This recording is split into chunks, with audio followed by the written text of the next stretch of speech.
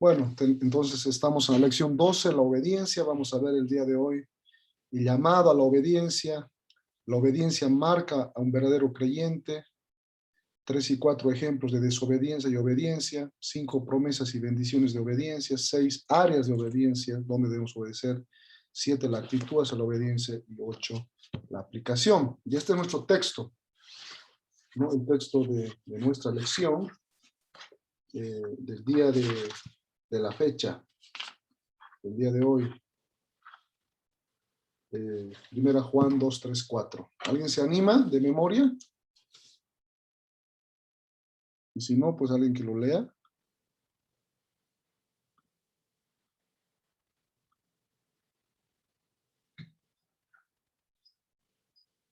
¿Alguien? Y en esto sabemos, lo vamos a ver más adelante, así que lo voy a leer ahora. Y en esto sabemos que nosotros le conocemos si guardamos sus mandamientos. El que dice, yo le conozco y no guarda sus mandamientos, el tal es mentiroso y la verdad no está en él. Primera Juan 2, del 3 al 4. Amén. Entonces, ¿cómo le conocemos? Si guardamos sus mandamientos. Si guardamos sus mandamientos. Bueno, vamos a meditar en este versículo tal vez más adelante, pero yo les animo a que lo memoricen. Los que lo conocemos, guardamos sus mandamientos. El que dice yo le conozco y no guarda sus mandamientos, el tal es mentiroso y la verdad no está en él. Vamos a ver más un rato este texto más a profundidad. Los objetivos para esta lección de la obediencia son los siguientes. 1, comprender por qué la obediencia es central para una creciente relación con Cristo. Central, crucial, la obediencia para una relación fuerte y creciente con Cristo. Y 2, vamos a ayudar al estudiante, a nosotros, a entender que la obediencia no es seguir una lista de qué hacer o qué no hacer. Y a veces vemos los mandamientos y vemos la obediencia de esa manera, sino es conocer y servir a Cristo de corazón. Ahora, vamos a estar respondiendo en esta clase estas preguntas. ¿Cómo puedo llegar a ser más obediente? ¿No? ¿Qué significa renunciar a uno mismo, tomar la cruz y seguir a Cristo? ¿Qué significa eso? Entonces, es algo crucial, es algo importante entender la obediencia en la vida cristiana. Ahora, la obediencia nace del corazón, ¿no? Cuando hablamos de corazón en términos bíblicos, no es el órgano que tenemos aquí que late y bombea sangre, sino es todo nuestro ser, ¿no? Toda nuestra alma, eso involucra el corazón. La obediencia fluye de un corazón agradecido, es decir, de un ser agradecido. Alma mía, como dice el Salmo 103, alma mía, bendice a Jehová y no olvides ninguno de sus beneficios. Entonces, la obediencia fluye de un corazón agradecido con Dios, es decir, obedecemos a Dios porque estamos agradecidos por lo que Él ha hecho y nos da y hace. Ahora, nuestro amor hacia Cristo es la base de nuestra disposición a negarnos a nosotros mismos y seguir a Cristo. Es el amor el que nos motiva, no el temor, sino el amor a Cristo que nos motiva a negarnos. La obediencia implica negarse y seguir a Cristo. Negar muchos placeres a veces, muchas inclinaciones, deseos, para obedecer lo que Cristo dice en su palabra. No es obedecer lo que diga un hombre o lo que uno piense que está bien o lo que está mal, sino lo que dice su palabra. Obedecer a Dios para ganar su favor o para repagar la salvación o para mantener la salvación, entre comillas, no es obediencia verdadera y es espiritualmente peligroso, ¿no? Porque nos lleva al legalismo. Es decir, no obedecemos a Dios porque queremos, que quiero que Dios me responda a esta oración, le voy a obedecer, ¿no? Quiero que Dios me bendiga, le voy a obedecer. O no, tengo miedo de perder mi salvación, entonces le voy a obedecer. Eso no es obediencia verdadera, no es la motivación correcta. Y además es espiritualmente peligroso porque vives en una constante inseguridad y te lleva muchas veces al legalismo, al fariseísmo, ¿no? A querer ganarte la salvación, el favor de Dios por tus obras o por lo que haces o por lo que dejas de hacer. Y bueno, tenemos muchos malos ejemplos de eso. Entonces, también la Biblia habla que tenemos una ley interna. No solamente tenemos la ley escrita, que es la Biblia, en su totalidad, sino tenemos una ley interna. Ahora, el término ley, rápidamente, el término ley puede referirse, inicialmente se refería a toda la Torá, ¿no? La ley en los 5 primeros libros, el Pentateuco, ¿no? 613 mandamientos, dentro de los cuales estaban 10 mandamientos, ¿no? De los 10 mandamientos se desprenden los otros 603, digamos, ¿no? Esa ley estaba escrita, refleja la voluntad de Dios que fue dada en el monte Sinaí para su pueblo, Israel, en el año 1400 antes de Cristo, ¿no? 700 años después de que lo llamó Abraham. Entonces tenemos la ley escrita, y está bien, es la palabra de Dios. Ahora, la ley se refería inicialmente a la Torá, al Pentateuco. También se podía referirse a todo el Antiguo Testamento, según el contexto, y también podemos referirla como ley a toda la Biblia, la ley de Dios. O sea, no solamente la Torá, no solamente el Antiguo, sino Antiguo y Nuevo Testamento. Dependiendo del contexto, podremos referirnos así, ¿no?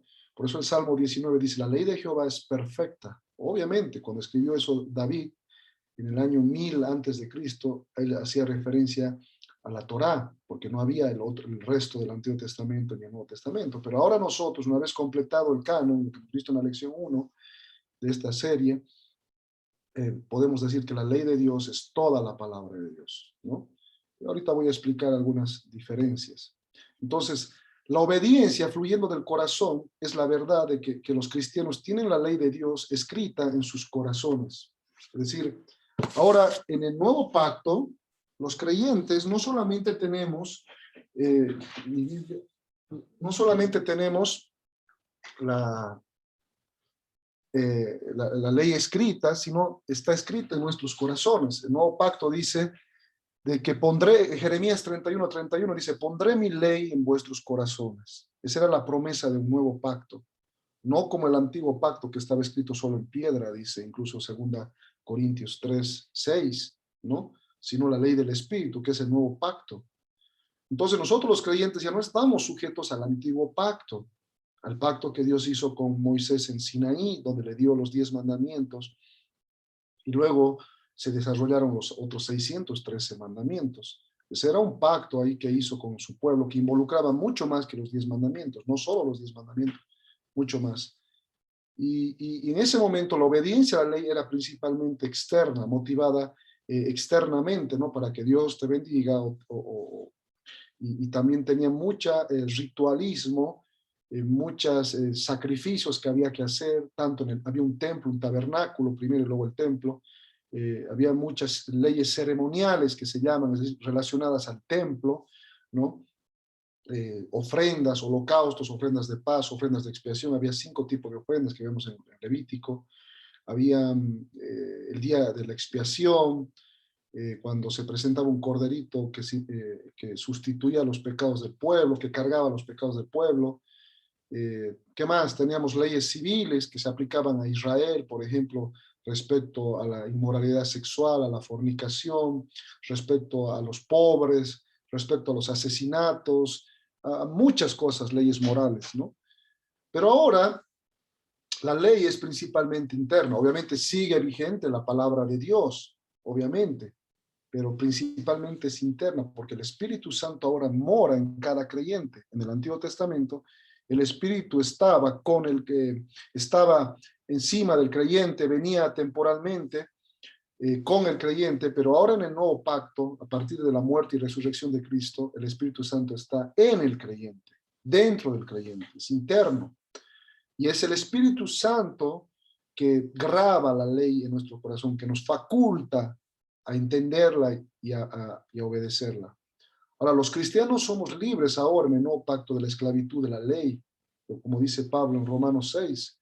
Ya no somos esclavos de la ley, sino hechos esclavos de Dios.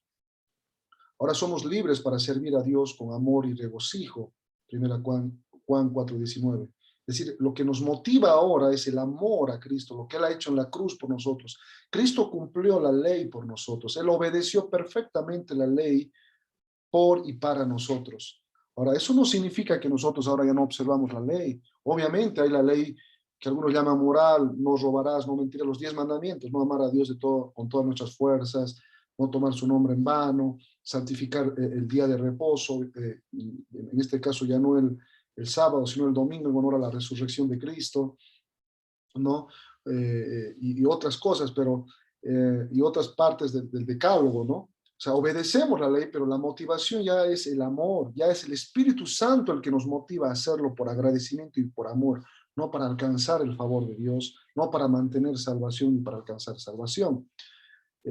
Por eso Pablo dice, la ley en cierto sentido nos esclavizaba. ¿En qué sentido? Que la ley nos hacía notar nuestro pecado y nos condenaba. Es buena la ley. La ley de Jehová es perfecta. No estamos diciendo que la ley es mala, es buena, pero al mismo tiempo revela nuestro pecado. Y imagínense ustedes a Harvard. Yo comparo, bueno, alguna vez medité en esto y digo, a ver, una ilustración. Bueno, no toda ilustración es perfecta, pero Harvard, podríamos decir, la Universidad de Harvard, o una top, digamos, del mundo, ¿es buena o no es buena? Es buena, ¿no ve? La universidad es muy buena. ¿Quién no quisiera estudiar alguna carrera ahí de tu preferencia? Es muy buena. Pero al mismo tiempo, la Universidad de Harvard revela que no todos pueden llegar allá. No, no todos. Está reservado para una élite, en algunos casos intelectual, ¿no? En otros casos se puede dar por política, por dinero, pero en general, digamos, o piensen en el SWAT, en la escuela West Point, que capacita a los mejores militares de los Estados Unidos, por ejemplo. Pero bueno, seguimos con el ejemplo de Harvard. O sea, Harvard es tremendo, pero al mismo tiempo, Harvard nos hace notar que nosotros, que la mayoría de los mortales no estamos a la altura de entrar a Harvard. Nos gustaría, pero tal vez no estamos a la altura de la exigencia de entrar a Harvard, ya sea intelectual, o ya sea del idioma, u otra cosa, o económico. ¿Me entienden? Entonces, al mismo tiempo, Harvard es buena, pero está revelando que yo no puedo llegar allá, o que no todos pueden llegar allá. Ahora, con la ley pasaba lo mismo. La ley es buena, pero a Harvard llegan algunos, pero en el caso de la ley no llegaba nadie a cumplirla. Es buena, sí, pero al mismo tiempo es mala porque revela, entre comillas mala, sino es buena en realidad, pero al mismo tiempo revela que tú no puedes cumplir ese estándar. Entonces vino Cristo y la cumplió por nosotros, el Cordero perfecto de Dios que quita el pecado. Él cumplió la ley perfectamente, nadie más lo puede hacer. Entonces, cuando ponemos nuestra fe en Cristo, nosotros en Él cumplimos la ley, somos justificados delante de Dios. ¿Me entienden? Es como que ahora vendría Cristo y dice, todos los que creen en mí pueden entrar a Harvard. ¿Me entienden? No entramos a Harvard por nuestra propia capacidad, sino porque Cristo nos ha dado una mano. ¿Sí? Poniendo un sinónimo de Harvard, salvación o cielo, ¿me entienden? Aunque es tirado de los pelos, pero quiero para que me entiendan. Entonces, la ley ahora en el creyente, en el nuevo pacto, gracias a Cristo y gracias a que el Espíritu Santo mora en el creyente, el Espíritu Santo nos motiva a obedecer la ley. Ya no por miedo, ya no por temor, ya no por ganarnos un favor, sino por amor, porque ahora Él vive en nosotros. Entonces, esa es la función de la ley, nos lleva a Cristo. La ley lo que hace es decir, ¿sabes qué? No puedes cumplirme, ve a Cristo, Él la cumplió por ti. Y ahora, estando en Cristo, vas a obedecer esa ley, pero en amor. Ahora, no toda la ley ya no está vigente. Por ejemplo, en el Antiguo Testamento, si tú encontrabas a alguien en fornicación, es decir, con relaciones sexuales antes del matrimonio, lo apedreabas, eso decía la ley, tenías que matarlo, ¿no? O si tenías un hijo rebelde, podías denunciarlo y lo apedreaban, cosas como esas. En el Antiguo Testamento, en la ley, por ejemplo, tenías que presentar un sacrificio de un corderito para que Dios te perdone los pecados, o de una palomita, dependiendo de tu condición socioeconómica, pero tenías que hacer ese sacrificio, tenías que vestir cierto tipo de ropa. Si alguien nacía fuera de matrimonio, no podía entrar al templo por 10 generaciones, casi, o sea, siempre, ¿me entienden? Nunca, mejor dicho, podía entrar. Y eran cosas como esas, ¿no? Y eso era la ley, y esa ley era perfecta también, pero al mismo tiempo mostraba que es difícil cumplirla. Pero vemos ahora que ya no, ya no está vigente esa parte de la ley. La ley también decía de que el sumo sacerdote debía ser alguien según el orden de Melquisedec. Bueno, no les voy a explicar todo eso. Mejor dicho, el sumo sacerdote en el Antiguo Testamento, los sacerdotes y el sumo sacerdote tenían que ser del orden de Aarón, de la familia de Aarón, el hermano de Moisés. Pero ya en el Nuevo Pacto, Hebreos 7 dice que ahora Dios nos ha dado un nuevo sacerdote, porque el sacerdote araónico ha fracasado, ha pasado, nadie pudo cumplir la ley, ni siquiera Moisés, que era el dador de la ley, pudo entrar a la tierra prometida porque quebró, desobedeció a Dios, ¿no? Y aquí el escritor de Hebreos, Hebreos 7:12 dice, porque cambiado el sacerdocio, necesario es que haya también cambio de ley,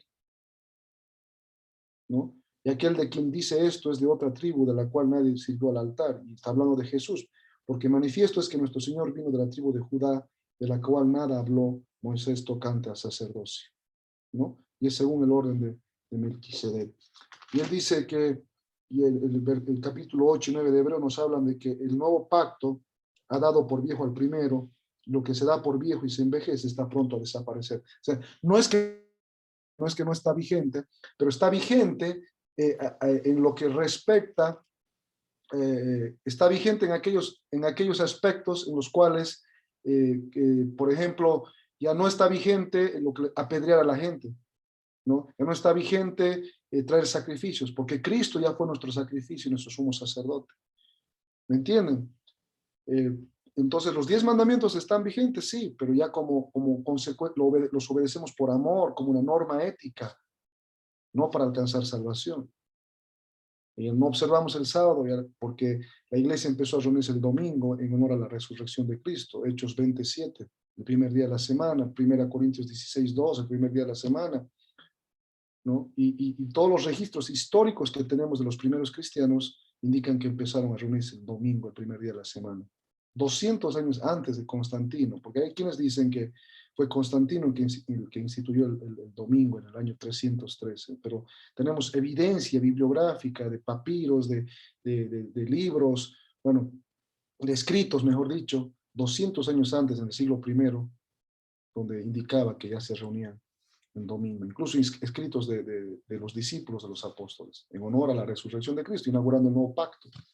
¿Entienden? Entonces hay aspectos de la ley del Antiguo Testamento que ya no están vigentes, porque Cristo ya los cumplió, pero sí lo moral está vigente.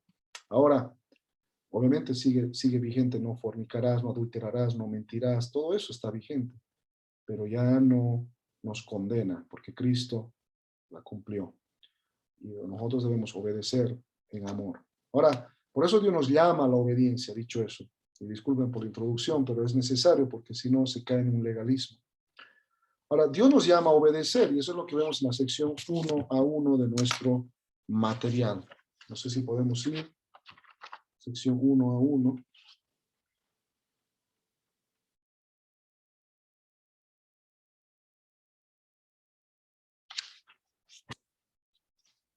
Dice, el llamado a obedecer los mandamientos de Dios.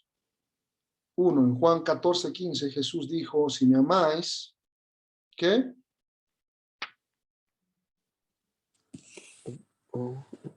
Si me amáis, guardad mis mandamientos. Guardad mis mandamientos. Exacto. Ahí mismo, señora Jenny, ¿qué es esperado de los que escuchan la palabra de Dios según Santiago 1:22?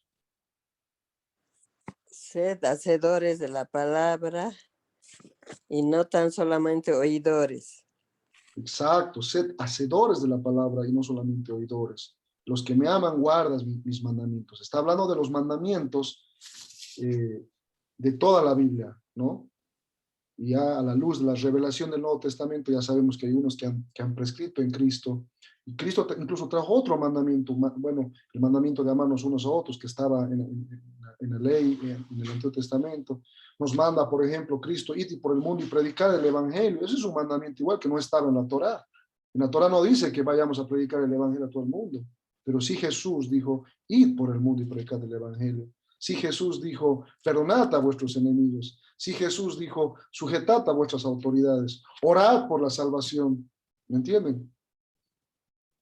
Y bueno, todos esos mandamientos debemos guardar. En síntesis, debemos guardar toda la palabra. Obviamente, lo que está vigente a la luz del nuevo pacto, ¿no? Lo que está vigente a la luz del nuevo pacto. Ahora, ¿qué significa amar a Dios con todo tu corazón y con toda tu alma y con toda tu mente? Según Mateo 23:37. Ese es el primer mandamiento. ¿Alguien? ¿Qué significa?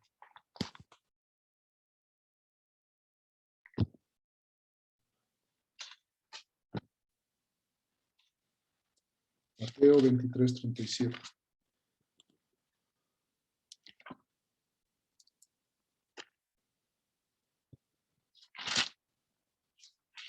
Bueno, principalmente significa deleitarse en Dios y amarle, ¿no? Eso es obediencia.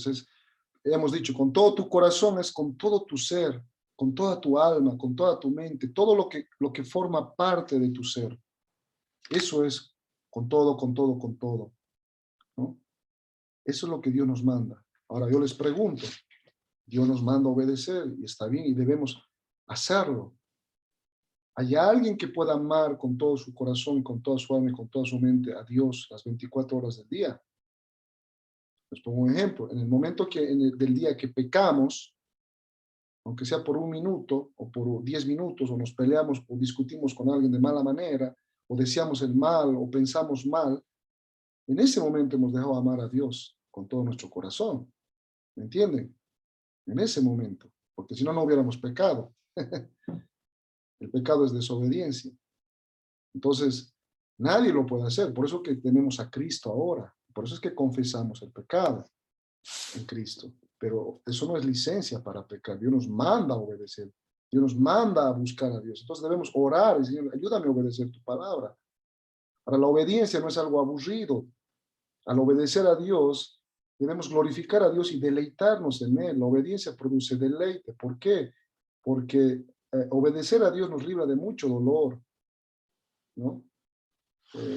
Es como cuando le dices a un niño, no metas el dedo al enchufe, le puede parecer pesado, pero luego él se va a deleitar en obedecer porque sabe que si mete va a tener una experiencia muy, muy dolorosa, ¿no? Entonces, obedecer a Dios es deleitarse en Él. Y somos llamados a obedecerle, a ser hacedores de la palabra, fíjense, ya no solo la Torá, sino toda la palabra, incluido Hebreos 7, 8 y 9, que dice que ya el nuevo pacto ha dado lugar el viejo pacto da lugar al nuevo, ¿no?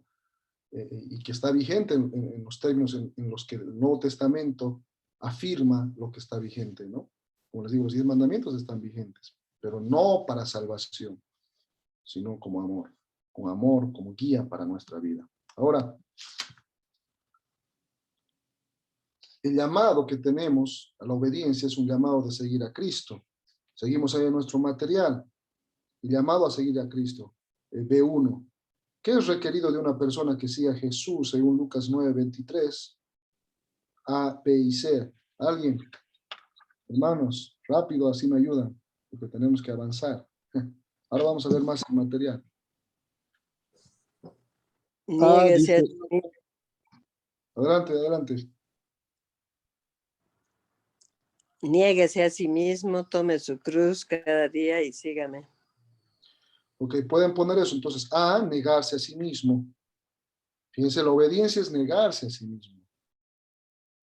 Ahora, no es un negarse por negarse, negarse en aquello que es pecaminoso.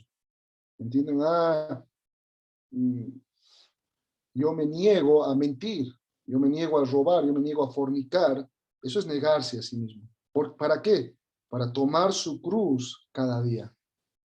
Tomar la cruz, es decir, es un sentido metafórico para decir seguir a Cristo, obedecer a Cristo. Eso es tomar, así como Cristo tomó su cruz, obedeció a su Padre, aunque él no quería, aunque sabía que era un sacrificio muy, muy, muy alto, pero él se negó y tomó su cruz en obediencia al Padre y seguir a Cristo.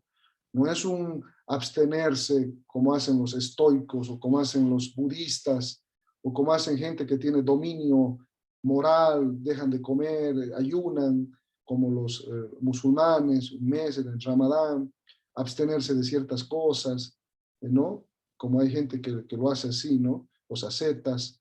No, esto es negarse para seguir a Cristo, no para seguir lo que tú piensas que hay que hacer, negarse a comer esto o lo otro. Por ejemplo, hay quienes ahora prohíben comer, siguen observando la ley del Antiguo Testamento, no pueden comer chancho, no pueden comer ningún alimento impuro. Pero a la luz del Nuevo Testamento, eso ya no está vigente. El Concilio de Jerusalén, Hechos 15, ya no lo prohíbe para los gentiles, los que no son judíos ni israelitas. Pablo dice que ya nadie nos juzgue por comida o por bebida, ¿no? De Colosenses 2:16, ni por día de reposo, que es sábado. O sea, Pablo habla a los gentiles de Colosenses, dice, ya no nadie les obligue a observar comida, bebida, días de reposo, ¿no? Estamos libres de eso porque nosotros no somos israelitas, no somos judíos, ¿no? Ya no estamos bajo el antiguo pacto. Pero sí, todavía obedecemos, obviamente, las normas morales, ¿no? Debemos decir la verdad, debemos vivir en santidad, debemos honrar a Dios, obedecer a nuestros padres, honrar a nuestros padres, todos los 10 mandamientos, honrar el día del Señor, en este caso ahora el domingo, ¿no? ¿Entienden? Entonces, es un llamado a seguir a Cristo. En el B2 dice, ¿cómo dio Jesús el ejemplo para nosotros cuando sufría por su obediencia a Dios? 1 Pedro 2, 20, 23. ¿Alguien rápidamente?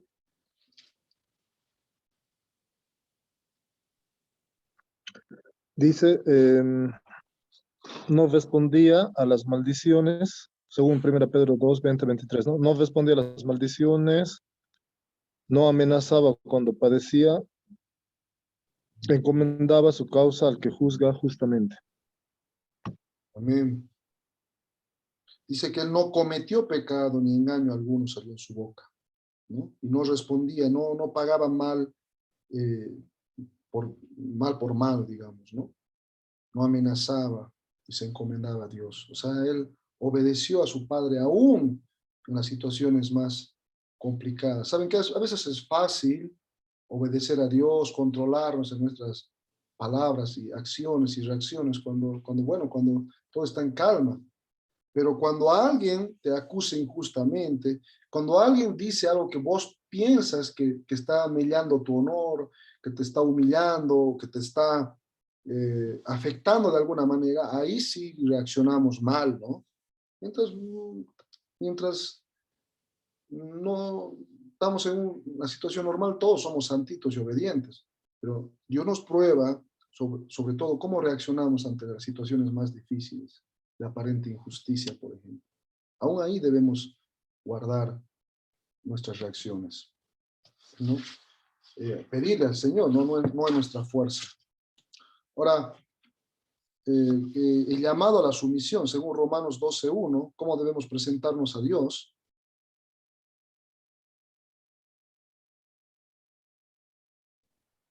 Presentar nuestros cuerpos en sacrificio vivo, santo, agradable a Dios, que es vuestro culto racional. Es vuestro culto racional. Amén. Como un sacrificio vivo, ¿no? Este es un acto espiritual de adoración. O sea, cuando nosotros en nuestros cuerpos lo presentamos a Dios en santidad, muchas veces privándonos de cosas o de pecados, ese es un sacrificio vivo, aceptable a Dios. Es adorar a Dios. No solo adoramos a Dios cuando cantamos, sino adoramos a Dios cuando obedecemos con nuestra vida, con nuestros cuerpos. Dice Colosenses 2:20, pues si habéis muerto con Cristo en cuanto a los rudimentos del mundo, ¿por qué como si vivieseis en el mundo sometéis a preceptos tales como no manejes, no gustes ni aun toques? Hemos muerto con Cristo al mundo, ¿no? Y Pablo dice, por eso ya no debemos caer en el legalismo, ¿no? Pablo le dice, ¿por qué se someten ustedes, no manejen, no gusten, no toquen, ¿no? Está hablando de cosas de comida, ¿no? No es que, no de cosas sexuales o inmorales, de eso sí debemos guardarnos. Pero había gente que quería, en Colosenses, quería obligar a la gente a que siga guardando el sábado, a que siga guardando los alimentos puros, impuros, no pruebes esto, no hagas esto, ¿no? Cosas todas que se destruyen con el uso, dice. Tales cosas tienen a la verdad cierta reputación de sabiduría en culto voluntario, en humildad y duro trato con el cuerpo, pero no tienen valor alguna contra los apetitos de la carne. ¿Saben qué? El ascetismo, el negarse a muchas cosas por negarse, sin que lo diga la Biblia, aparentemente es, wow, qué fuerza de voluntad, qué amor a Dios, mira cómo se niega de comer chancho, mira cómo se niega de comer esto, mira cómo no hace esto, cómo no hace lo otro, ¿no? Y tiene cierta reputación, pero no tiene ninguna efectividad, dice, contra los apetitos de la carne. O sea, personas que pueden legalistamente guardar todo el sábado, o, por ejemplo, no comer chancho, pero luego van a su oficina, luego están y insultan y gritan. ¿Por qué? Porque el privarse de esas cosas, no toques, no comas, no hagas esto, no te cambia el corazón. Lo que cambia el corazón es Cristo Jesús, es el evangelio de Cristo. Así que tú podrás ser el mejor guardador del sábado, pero eso no cambia tu corazón, es Cristo el que cambia tu corazón. Entonces no es el legalismo ni una lista de deberes, qué hacer o no qué hacer, es amar a Cristo, seguir a Cristo y amar toda su palabra, ¿no? Y obviamente no somos perfectos. Ahora, ¿cómo llegamos a ser más obedientes? ¿Cómo? Según 1 Pedro 1, 15, 16, debemos pensar en la semejanza a Cristo y la santidad. Debemos asemejarnos a Cristo en su santidad. Filipenses 4:8 dice que meditemos en cosas nobles, puras y buenas. ¿Alguien tiene ahí Filipenses 4:8?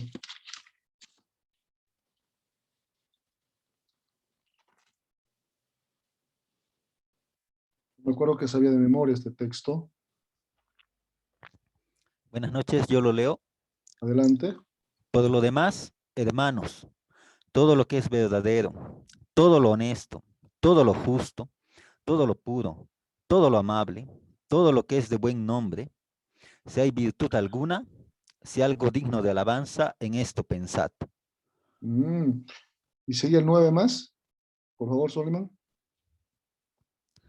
Enseguida, lo que aprendisteis y recibisteis y oísteis y visteis en mí, esto haced, y el Dios de paz estará con vosotros. Fíjense, gracias. Pablo lo practicaba. Todo lo verdadero, todo lo honesto, lo justo, lo puro, lo amable, lo que es de buen nombre, todo lo que tenga virtud y sea digno de alabanza, en esto pensad. Debemos ocupar nuestra mente con esas cosas. Debemos llevar, y cuando viene un pensamiento malo, llevarlo cautivo a la obediencia de Cristo. Debemos luchar contra el pecado. Así que, ¿qué estás pensando? Si la tentación, el diablo está poniendo pensamientos impuros, deseos impuros, maquinaciones, trampas, deseos de venganza, odio, amargura, rencor, eso no hay virtud. Entonces debemos confesarlo y decir, Señor, cambia mi mente, cambia este sentir. ¿Y cómo somos más obedientes? Pues leyendo la palabra, siendo hacedores de la palabra. No en nuestras fuerzas, no es fuerza de voluntad, no es moralismo esto, no es legalismo, sino, Señor, ayúdame. Siempre es Espíritu Santo, ayúdame. Oh Dios, ayúdame. La palabra nos purifica. Por eso es cuán importante es leer la palabra todos los días, porque es como verte en un espejo. Es como agua que te va purificando, ¿no? Ahora, en esta lucha, queridos hermanos, todos vamos a fallar alguna vez. Nadie puede cumplir los 10 mandamientos, ni por completamente, perfectamente, ni por un minuto en el día. Al mismo tiempo no significa que no procuremos cumplirlos con la ayuda del Señor, sino que sepamos que nosotros debemos buscar con la ayuda del Señor cumplirlos, pero cuando fallamos, Cristo nos cubre, ¿no? Y confesamos el pecado, ¿no? Y Pablo decía en Romanos 7, miserable de mí, el bien que quiero hacer, eso no hago. El mal que no quiero hacer, eso hago. Hay una lucha dentro de mí, decía Pablo, ¿no? Pero gracias doy a Dios porque me dio a Jesucristo, decía el apóstol Pablo. Entonces, la vida cristiana y la obediencia no es la ausencia de pecado. Vamos a tener siempre pecado en nuestra vida mientras estamos vivos de este lado del cielo. Pero la característica de un verdadero creyente es que lucha contra el pecado. ¿Me entienden? No es la ausencia de pecado, sino la lucha contra el pecado. Todos los días tenemos esa lucha para buscar agradar a Dios en el sentido de honrarlo. No porque vamos a ganar la salvación o vamos a mantenerla, no. No se gana por obras ni por observar la ley, no. Es por la fe en Cristo Jesús nada más. Pero por amor a Él, porque nos ha salvado, nos ha escogido, nos ha salvado, nos ha rescatado, nosotros queremos honrarlo con nuestra vida. Eso es lo que se llama la santificación. Cuando somos salvos, el término teológico es justificación. Dios nos declara justos por la justicia de Cristo. Nos da una declaración legal, un certificado de nacimiento de que tú eres justo, de que tú puedes entrar al cielo, ¿no? Pero inmediatamente inicia la santificación. Igualmente somos santos en Cristo. Cuando Cristo te vaya a ver y tú quieres entrar al cielo, lo que te da la justicia es la justicia de Cristo, la obediencia de Cristo. Cuando tú estás en Cristo, Dios te ve perfecto, ¿no? No en tu justicia, sino en la de Cristo. Así que, pero eso no implica entonces que digamos, bueno, ya soy salvo, ya Cristo ha muerto por mí, ahora viva la vida. Cuando alguien piensa así y se entrega al pecado porque piensa que ya es salvo, está dando evidencia de que más bien no es salvo. El verdadero creyente, el verdadero salvo, lucha contra el pecado, no se complace en el pecado. No es que no peca, sino que no se complace en el pecado. Amén. Entonces vamos a fallar, pero abogado tenemos con el Padre, dice 1 Juan 1:9. Hijitos míos, estas cosas os he escrito para que no pequéis, pero si habéis pecado, abogado tenemos. Y que si confesamos nuestros pecados, dice 1 Juan 1:9, Él es fiel y justo para perdonarnos de toda maldad, ¿no? Así que vamos a pecar, pero vamos a confesarlo. El verdadero creyente confiesa su pecado. Amén. Entonces vamos al punto 2. La obediencia precisamente marca a un creyente. Es la marca de un creyente. ¿Quieren saber si eres un creyente verdadero? Pues pregúntate si quieres obedecer a Dios en lo que Él manda. No que seas perfecto, sino que es tu anhelo obedecer a Dios.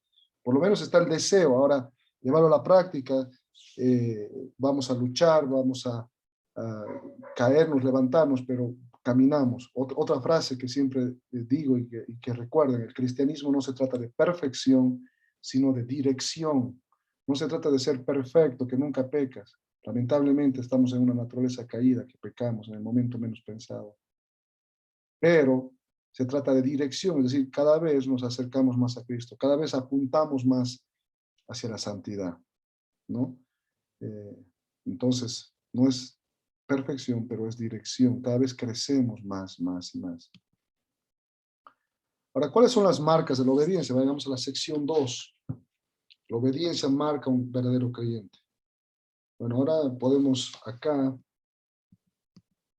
antes de entrar a meditar en nuestro texto, fíjense, dice, el amor de una persona por Dios es una marca de salvación verdadera. O sea, si me amáis, guardad mis mandamientos, ¿no? Si amamos a Dios, vamos a buscar obedecer. Además, es una marca de conocer a Cristo. Cuando conocemos a Cristo, buscamos obedecerle. ¿Cómo conocemos a Cristo? No por la meditación, no por el yoga, no. Conocemos a Cristo por la palabra de Cristo, por la palabra de Dios, la Biblia. Es la única manera de conocer a Cristo. Entonces, la marca de un creyente es la obediencia. Juan Calvino decía, un teólogo, un gran teólogo del siglo XVI, un reformador luego de Lutero, él decía, somos salvos solo por la fe. Recuerden que las reformas recuperamos la doctrina, no es que inventamos, sino que recuperamos lo que dice Romanos, Gálatas, que la salvación es solo por fe en Cristo Jesús, sola fide.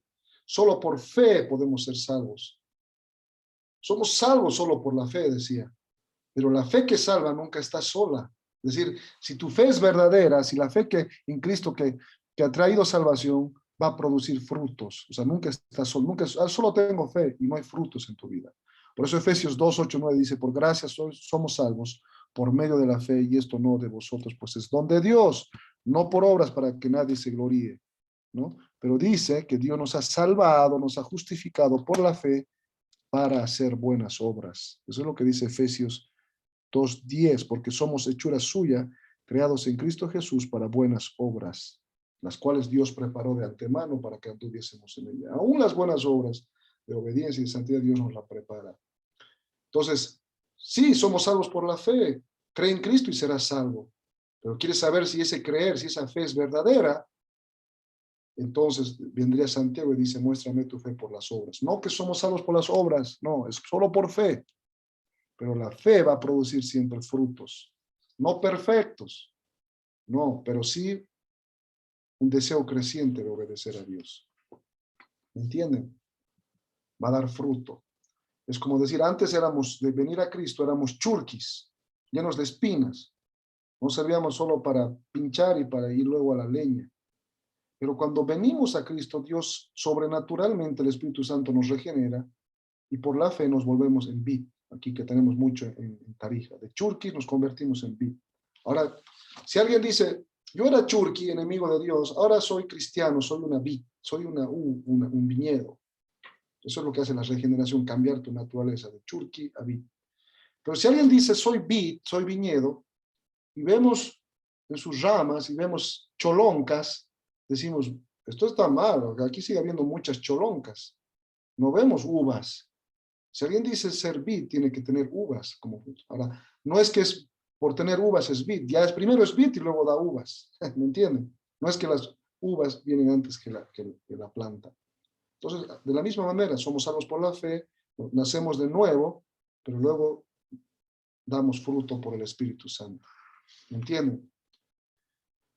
Bueno, entonces ahora sí meditemos en el texto del día de hoy. Y en esto sabemos que nosotros le conocemos, que si guardamos sus mandamientos,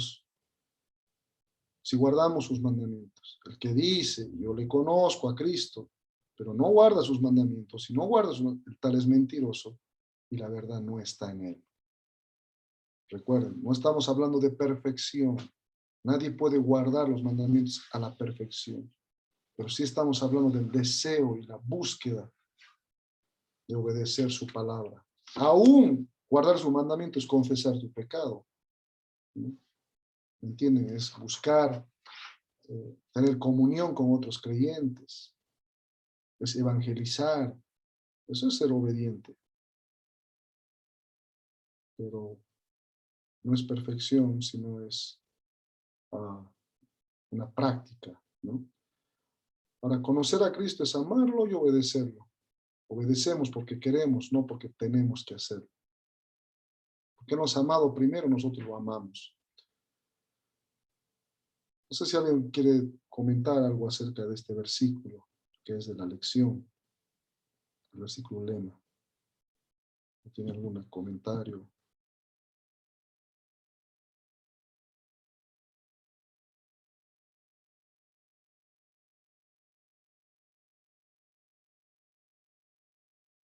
Nadie. Adelante. Eh, Buenas noches.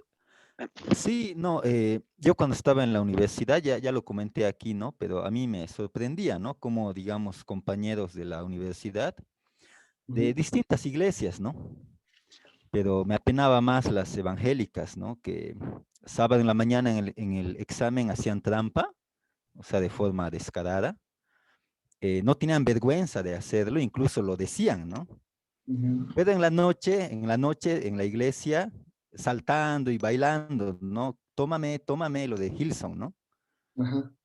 Entonces,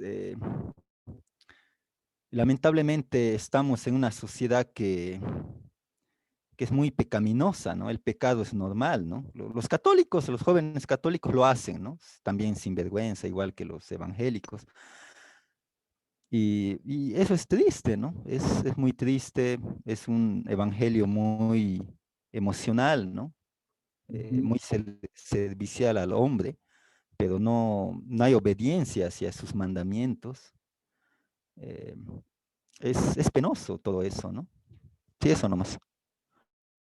Amén. Gracias. Sí, bueno, sí, muy crítico que alguien practique el pecado y diga que es creyente. O sea, puede, digamos, no estamos diciendo que alguien porque ha hecho chancho ya no es salvo, ¿no?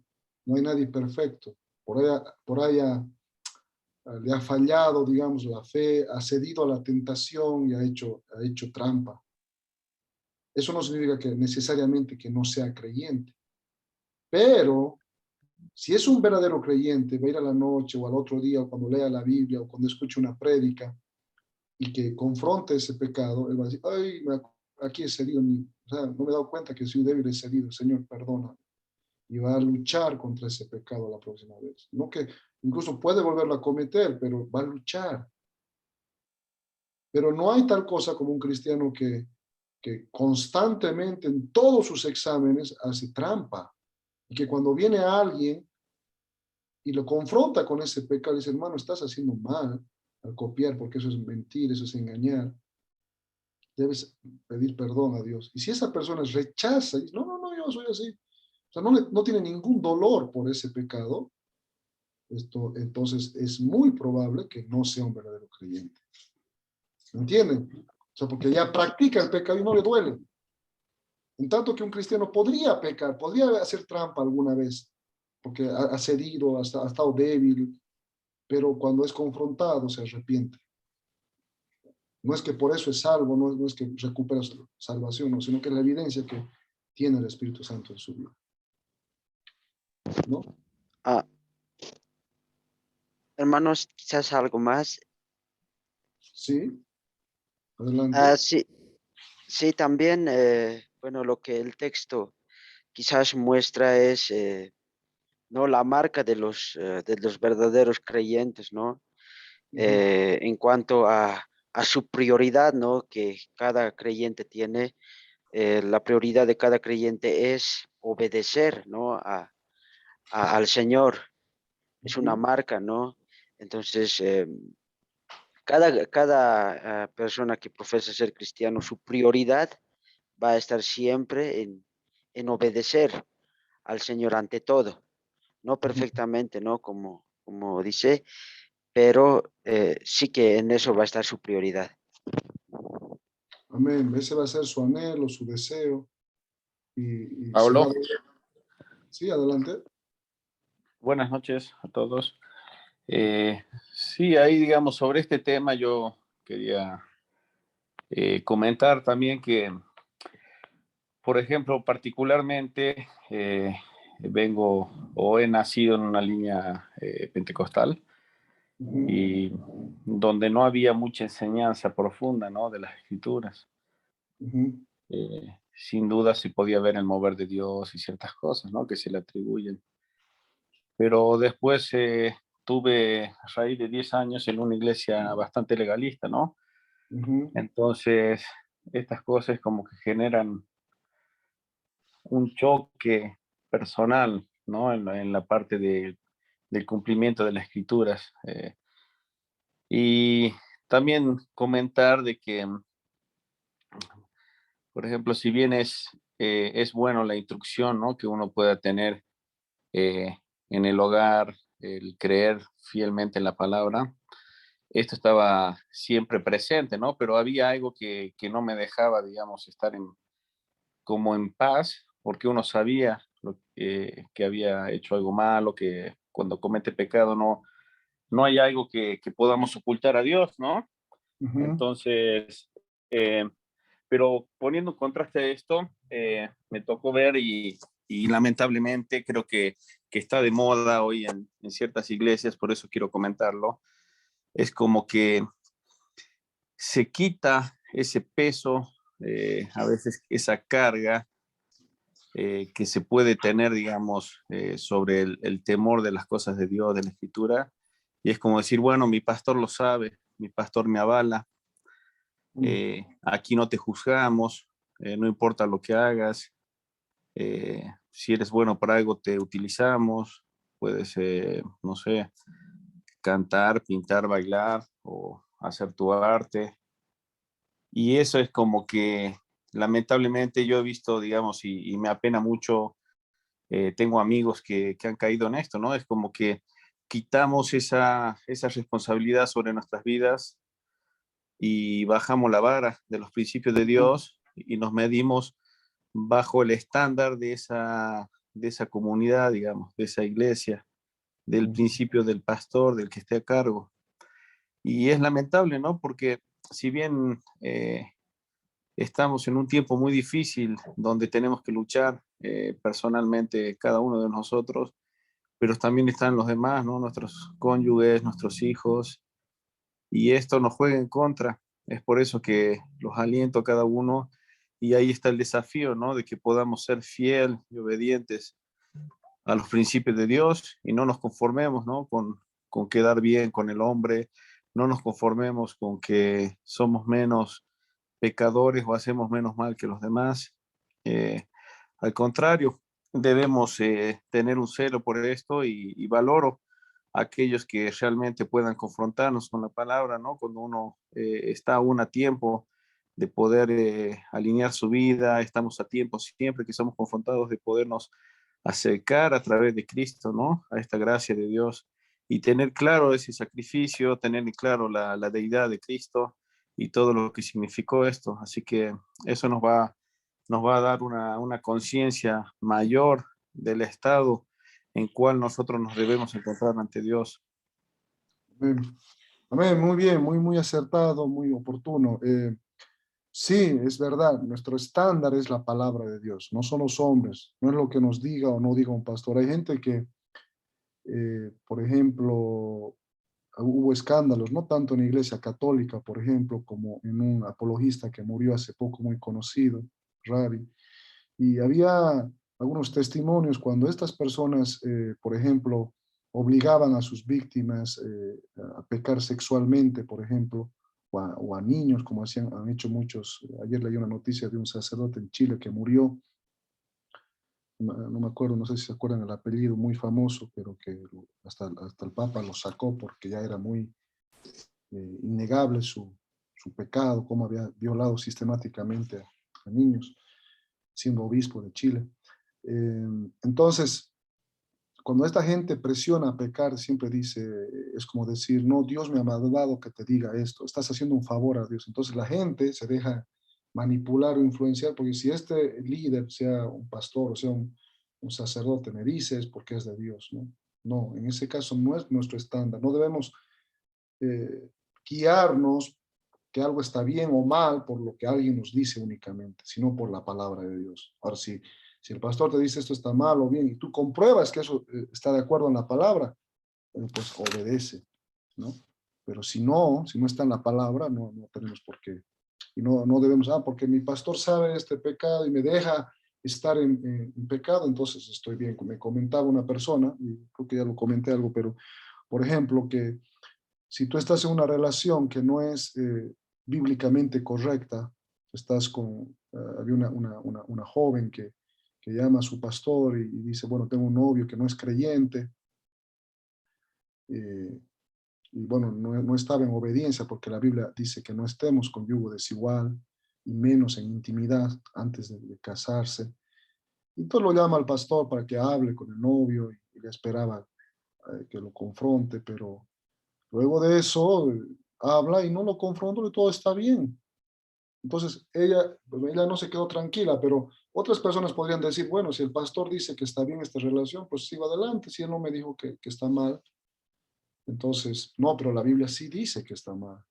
¿Entienden? Entonces hay personas, incluso líderes, que o te obligan a hacer algo en nombre de Dios, o a todo te dicen que está bien, no te hablan del pecado, no, Dios tiene grandes planes para tu vida, Dios te va a bendecir, vamos hermano, no. La gracia de Dios, ¿no? Se llama la supergracia, no todo es gracia, gracia, obviamente que Dios es gracia, obviamente que Dios te perdona, que debemos mostrar gracia y misericordia, pero cuando la Biblia es clara en algún pecado, ahí no hay gracia, y luego ahí viene la ira de Dios cuando desobedecemos, ¿no? Entonces, nuestro estándar es la palabra de Dios y nuestro ejemplo supremo es Cristo. Aunque Pablo dijo, lo que viste y oíste de mí, eso hacer. Así que todo cristiano debe dar testimonio con su vida, ¿no? Y como les digo, hay veces que vamos a caer, vamos a pecar, vamos a ceder algún, pero bueno, luchamos, lo confesamos. No se trata de perfección. Entonces, eso es lo que dice, por ejemplo, aquí esta frase, el doctor John MacArthur dice, la verdadera fe, la fe salvadora, es todo de mí, mente, emociones, voluntad, abrazando todo de Él, el Salvador, al defensor, al proveedor, al sustentador, al consejero y Señor Dios. Aquellos que tienen una fe como esta amarán a Cristo. Es amar al Señor con todo nuestro ser, desear obedecerle. Señor, y con esto ya voy acabando, no vamos a avanzar más ahora para que también acaben su trabajo el próximo martes, pero es decir, Señor, quiero obedecerte, Señor, quiero alinear mi vida a tu voluntad. Y podemos ir desde cosas bien claras hasta cosas más pequeñas. Por ejemplo, Señor, estoy en esta relación sentimental. ¿Qué dice tu palabra? ¿Es tu voluntad? Y si vemos que, por ejemplo, no, es yugo desigual, entonces no. Eso me pasó alguna vez a mí. Entonces tienes que tomar una decisión con la ayuda del Señor, no es moralismo, porque si alguien te obliga, dice, por obligación, lo vas a cumplir un día, una semana. Es algo que viene del Espíritu, algo que viene de tu deseo de amar a Dios. Por amor, no porque alguien te acepte o no te acepte. Por amor a Dios. Señor, ¿quieres que haga este negocio, este trabajo? Es correcto, Señor, que para que me adjudiquen esto, yo deba dar esta coima. Es correcto que para que, es muy común, ¿no? En el mundo de la arte o de las películas, para que me den este papel protagónico, yo tenga que pecar, tenga que meterme a la cama con alguien. Desde luego que no, ¿no? Señor, ¿cuál es tu voluntad? Aún, ¿cuál es tu voluntad? ¿Cuál es, Señor? ¿Qué es lo que dice la Biblia respecto a congregarse? ¿No? No, voy a vivir como me da la gana, no me sujeto a nadie, no doy cuentas a nadie, ¿no? ¿Cómo debe establecerse una iglesia? ¿Qué dice la Biblia? ¿Cómo debe ser, no? Desde lo personal hasta lo eclesial, familiar. ¿Qué nos manda la Biblia? Que busquemos al Señor en oración, en lectura de la palabra. No que estemos todo el día viendo tele y el celular. Bueno, tendrá su momento eso, pero no descuidemos. El Señor dijo que busquemos a Él en oración, que leamos su palabra, escudriñad las escrituras. Todo eso es parte de la obediencia. Que oremos por la salvación de otros. Entonces vamos, conforme más leamos la palabra y más escuchemos la palabra, más vamos a crecer en obediencia. La fe, dice Hebreos, viene por el oír y el oír la palabra de Dios. Y la fe está ligada a la obediencia y la obediencia está ligada a la fe, ¿no? Por fe andamos, creyendo que es la palabra de Dios, porque el Espíritu da testimonio que es la palabra de Dios y sabiendo que el Señor nos va a premiar. Amén. Bueno, entonces, las marcas de un verdadero creyente es que busca la obediencia. No es que es perfecto, no hay cristiano perfecto, no hay iglesia perfecta, no, pero la búsqueda de la obediencia. Es alguien que lucha contra el pecado y es alguien que avanza hacia la semejanza de Cristo. Amén. Bueno, hasta aquí. Pablo, Sí, adelante. soy Janet. Sí, hermana. Me gustaría decir algo, Claro que sí. que la obediencia determina nuestra relación con Dios. Ujú. No nos olvidemos que Adán y Eva han pecado desobedeciendo a Dios. La caída del ser humano ha sido consecuencia de la desobediencia de Dios. Así es. Si no obedecemos sus mandatos, sus preceptos, si no obedecemos como el estudiar la Biblia como Él manda, estamos desobedeciendo.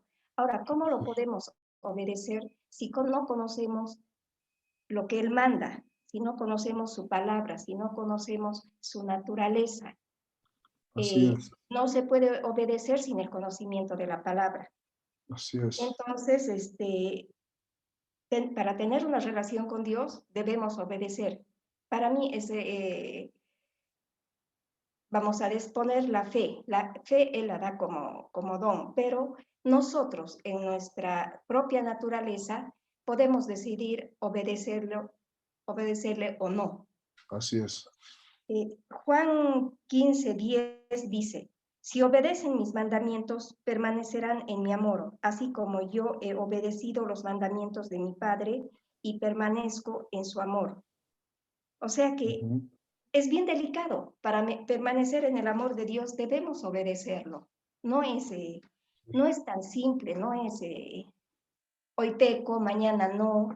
Si somos cristianos verdaderos, vamos a ver de estudiar la Biblia, de conocer su palabra, de tal modo que no caigamos en la desobediencia, de no pecar. Así es. Solo eso. Amén, es verdad. Es verdad, pero ahí hay que tener también una precisión, ¿no? Es decir, buscamos la obediencia, es decir, ¿cómo llegamos a obedecer? Conociendo su palabra. Ahora, ¿cómo podemos obedecer? solamente por el poder del Espíritu Santo que mora solo en los creyentes. ¿Me entienden? Una cosa es el saber y la otra cosa es el poder, ¿no? Muchos saben que fumar es malo, que se está destruyendo sus pulmones, y más si le da COVID, ya no se salva. Saben eso, pero pocos pueden dejarlo, ¿me entienden? Porque no tienen fuerza de voluntad. Ahora, el obedecer a Dios no solamente es fuerza de voluntad, involucra la voluntad, obviamente, pero necesitas un poder más fuerte que tú mismo, que es el Espíritu Santo. Ahora, ¿quiénes tienen el Espíritu Santo? Solamente los creyentes, los verdaderos hijos de Dios. Entonces, a la marca de un creyente es que va a obedecer, que va a crecer en obediencia, ¿no? Como consecuencia, como evidencia. Pero no es la obediencia la que gana nuestra salvación o determina nuestra salvación. La salvación es por gracia, es por fe, pero un verdadero creyente, si realmente es salvo, va a querer obedecer a Dios. Y va a luchar, y va a obedecer sus mandamientos como un patrón general. Pero también va a desobedecer, también va a pecar. Todos pecamos. ¿Quién puede decir que no peca? ¿Quién puede decir que obedece perfectamente los mandamientos todo el día o todos los días? Yo creo que nadie. Yo no cumplo todos los mandamientos, pero sí quiero. Y cuando es confrontado con la palabra, el pecado, entonces voy a confesarlo. No para retener salvación o para alcanzarla, pero es porque el Espíritu Santo mora en el creyente.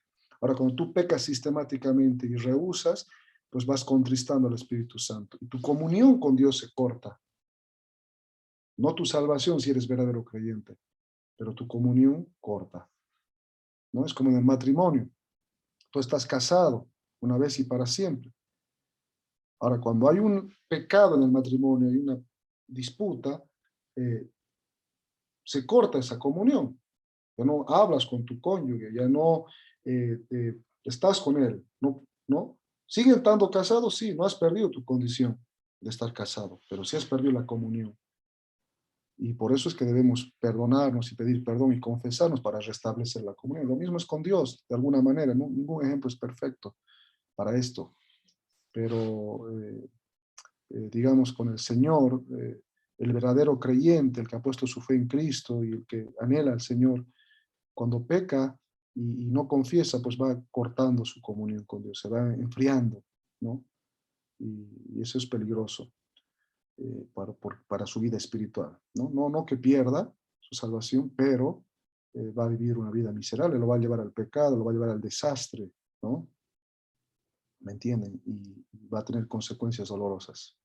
El verdadero creyente puede caer en el pecado, claro que sí, hay muchos casos, pero no cae definitivamente. El verdadero creyente, algún rato, aún magullado, aún con mucho dolor, luego volverá y confesará su pecado, porque el Espíritu está en él, ¿no? El que no es creyente va a quedar caído y cuando lo confrontas con su pecado, no quiere obedecer, no quiere confesar. Amén. Entonces, hay una frase que era bien conocida, salvo siempre salvo, ¿no? Y es verdad esa frase en cierto sentido y es mentira en otro sentido. ¿En qué sentido es verdad? En que el que es salvo verdaderamente, el que ha puesto su fe en Cristo, es salvo para siempre, ¿no? Está en juego la reputación de Dios. El Espíritu Santo ha puesto su sello en nuestro corazón. Y es mentira la frase en el sentido de que es salvo, siempre es salvo, haga lo que quiera. No. Cuando si tú tomas la connotación salvo, una vez salvo, ha hecho una oración, y siempre salvo, aunque viva toda su vida en pecado, igual va a ser salvo. Eso está mal, eso es mentira. No hay en tal caso nunca ha sido salvo. Ha profesado ser salvo, pero no es verdaderamente salvo. ¿Me entienden? Entonces, nuevamente, salvo siempre salvo es verdad en un sentido, que sí el verdadero creyente, aunque peque, no pierde su salvación, porque lo va a confesar, pero eso no es licencia para pecar. Salvo siempre salvo no es licencia para pecar. Y el que piensa así no es salvo. Y el que vive así menos, ¿no? Bueno, que el Señor nos ayude a ser obedientes en todo caso, siempre, aun cuando seamos obedientes, para ser obedientes, Señor, ayúdame a ser obediente. Y cuando hemos sido obedientes, Señor, gracias porque me has ayudado a ser obediente. Gracias porque me has fortalecido. O sea, esa es la mejor manera de luchar contra el legalismo, contra el orgullo, ¿no? Dar siempre gracias a Dios por la obediencia, incluso por la salvación por un lado y por la obediencia por otro lado. Voy a dejar aquí de grabar.